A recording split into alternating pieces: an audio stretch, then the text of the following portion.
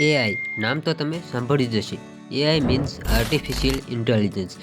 શું છે આ આર્ટિફિશિયલ ઇન્ટેલિજન્સ? તે કેવી રીતે કાર્ય કરે છે? તેના શું શું ઉપયોગ છે? શું તે માણસ માટે ફાયદાકારક છે કે પછી નુકસાનકારક? આવી તો ઘણી બધી જાણકારી આ વિડીયો દ્વારા મળી રહેવાની છે. જો વિડીયો પસંદ આવે તો વિડીયોને લાઇક અને ચેનલ પર જો નવા હોય તો ચેનલને સબસ્ક્રાઇબ કરવાનું ભૂલતા નહીં. તો ચાલો જાણીએ આર્ટિફિશિયલ ઇન્ટેલિજન્સ વિશે.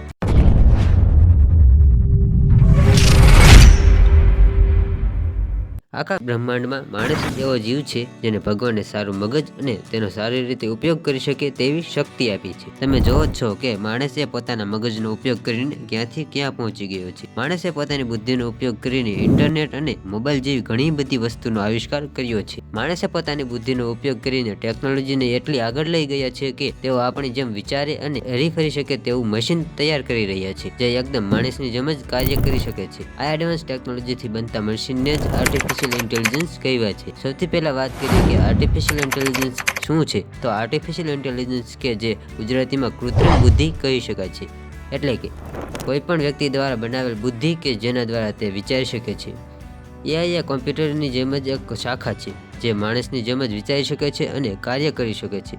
જેમ કે આપણે કોઈ મશીનનો એવો ડાટા સેટ કરીએ કે જે કોઈ માણસની જેમ કાર્ય કરી શકે તો તેને એઆઈ કહી શકીએ છીએ. આર્ટિફિશિયલ ઇન્ટેલિજન્સનો ઉપયોગ આપણે રોજ આપણા મોબાઈલમાં કરીએ જ છીએ. તે ક્યાં કરીએ છીએ અને કઈ જગ્યાએ કરીએ છીએ તે હું તમને આગળ જણાવીશ. આપણા મશીનોમાં જે ડાટા હોય છે તે આપણા આપોઆપ જ ઉત્પન્ન થાય છે, જેમ કે વસ્તુને જોઈને, તેને સ્પર્શ કરીને, તેને સાંભળીને વગેરે વગેરે. અને તેના દ્વારા જ આપણને ખબર પડે છે કે સામેવાળા સાથે કેવો વ્યવહાર કરવો જોઈએ. તેવી જ રીતે કોમ્પ્યુટરની અંદર ઇન્ટેલિજન્સ ડેવલપ કરવામાં આવે છે, જેના દ્વારા કોમ્પ્યુટર સિસ્ટમને રોબોટિક સિસ્ટમ તૈયાર કરવામાં આવે છે. કોમ્પ્યુટર સાયન્સના અમુક વૈજ્ઞાનિકોએ એઆઈની એક કલ્પના સામે રાખી હતી, જેમાં તેમણે કહ્યું હતું કે કોમ્પ્યુટર દ્વારા એવી યોજના બનાવી રહ્યા છે કે એવું જ વિચારે છે કે જેવું માણસ વિચારે છે. માણસે એનાલિસિસ કરવાનું અને યાદ રાખવાનું કામ પણ મશીનોને આપવા માંગે છે.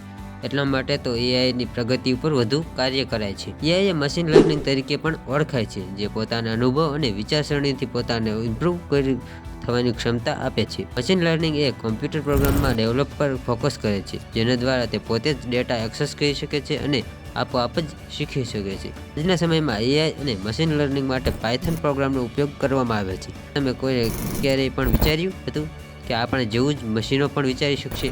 બધાના મનમાં એક તો સવાલ જરૂર ઉત્પન્ન થતો હશે કે આખરે એઆઈની શરૂઆત કોણે કરી? જ્યારે મનુષ્ય કોમ્પ્યુટર સિસ્ટમને ડેવલપ કરી રહ્યો હતો ત્યારે તેને એ વાત પર વિચારવા મજબૂર કરી દીધો કે શું કોમ્પ્યુટર પણ માણસની જેમ વિચારી શકે છે?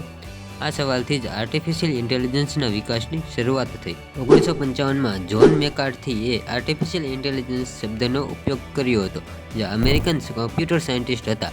એઆઈ વિશે તેમણે 1956માં એક કોન્ફરન્સમાં કહ્યું હતું, જેથી તેમણે ફાધર ઓફ આર્ટિફિશિયલ ઇન્ટેલિજન્સ પણ કહેવામાં આવે છે. મેટ્રિક્સ, રોબોટ અને ટર્મિનેટર જેવી ફિલ્મનો આધાર પણ આર્ટિફિશિયલ ઇન્ટેલિજન્સ જ છે, જ્યાં દેખાડવામાં આવ્યું છે કે રોબોટ કેવી રીતે માણસની જેમ જ વિચારી શકે છે અને કાર્ય પણ કરી શકે છે. હવે આપણે વાત કરીશું કે આર્ટિફિશિયલ ઇન્ટેલિજન્સનો ઉપયોગ કઈ જગ્યાએ થાય છે. ટેકનોલોજીના વિકાસ સાથે આપણે કોઈને કોઈ જગ્યાએ એઆઈ સાથે જોડાયેલા જ છીએ. જેમ કે તમે આઈફોનમાં લોકપ્રિય એસિસ્ટન્ટ સિરીનો વિશે તો તમે સાંભળ્યું જ હશે. સિરી એ એઆઈનું ઉત્તમ ઉદાહરણ છે, જેમાં તમે એપ્સ ખોલી, મેસેજ ટાઈપ કરો, કોલ કરો, એલાર્મ સેટ કરવું વગેરે તમે મોબાઈલને અડ્યા વગર જ હે સિરી દ્વારા કરી શકો છો. સિરી તમારી ભાષાને ઓળખવા માટે મશીન લર્નિંગનો ઉપયોગ કરે છે. તેવી જ રીતે એન્ડ્રોઈડમાં પણ ગૂગલ એસિસ્ટન્ટ પણ આ જ રીતે કાર્ય કરે છે.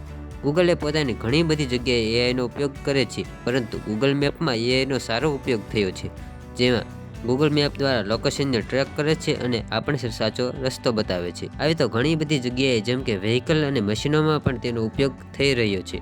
જેમ કે વ્હીકલ ક્ષેત્રમાં ટેસ્લા કાર્સનું નામ તો તમે સાંભળ્યું જ હશે, જેમાં સેલ્ફ ડ્રાઇવિંગનું ફીચર્સ જોવા મળે છે, જેના દ્વારા કાર આપોઆપ જ કંટ્રોલ થાય છે, જેમાં પણ એઆઈનું ટેકનોલોજીનો જ ઉપયોગ થયો છે. હવે વાત કરીએ એઆઈના શું ફાયદા છે.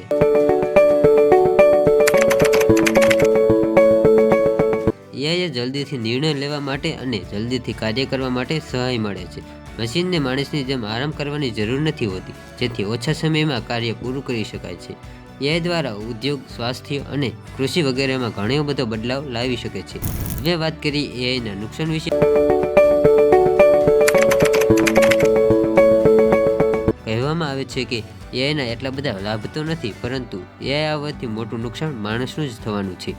એઆઈ માણસની જગ્યાએ કામ કરશે અને માણસની જેમ વિચારી શકશે, પરંતુ જો તેના પર નિયંત્રણ ન રહ્યું તો તે માણસ માટે ખતરો પણ ઉત્પન્ન કરી શકે છે. વૈજ્ઞાનિકોનું કહેવું છે કે અગર એઆઈની પોતાની સમજણને લીધે મનુષ્યને પોતાનો દુશ્મન માની લે છે તો તે મનુષ્ય માટે ખતરો પણ ઊભો થઈ શકે છે. એઆઈને બનાવવા માટે અને તેને સાચવવા માટે ઘણા બધા રૂપિયાની જરૂર પણ પડે છે, જેથી તે બહુ જ ખર્ચાળ પણ છે.